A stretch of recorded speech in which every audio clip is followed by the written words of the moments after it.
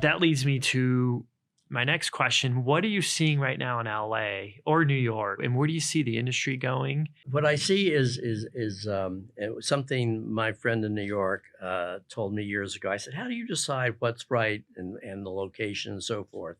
And he said, "I walk the streets." He said, I look at a neighborhood and I say, what's missing here? Mm, What should be here?" mm, You look at the people, you look at the ethnicity, you look at the demographics, and you say, what's missing and what should be here?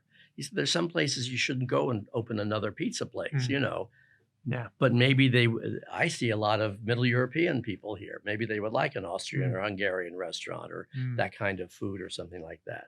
So to be different, offer them something, the Offer them neighborhood something different that's not there. Yeah. Emerging neighborhoods in New York.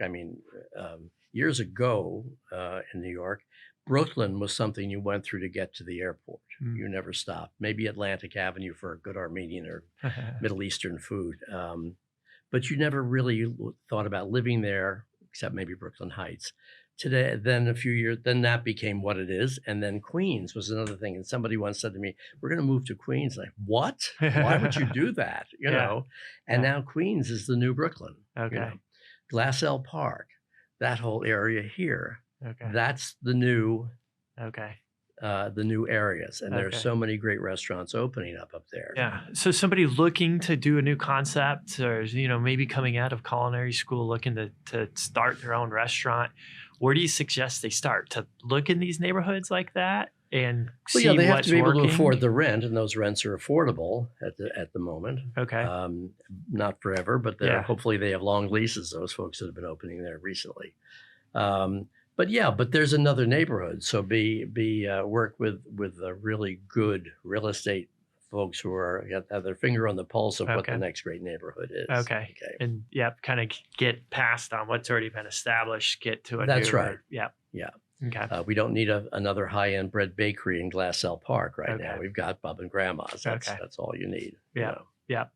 And how about for like the concepts, how to develop that idea, go with what they believe in? Should they survey what's out there? Like you said, if they find an area, they think it's going to be the next hot area, see what's already there and try to be a little different. What do you recommend on that? Well, yeah, you have to always have to have a point of differentiation, and you have to take into consideration the demographics of the neighborhood, what people can afford.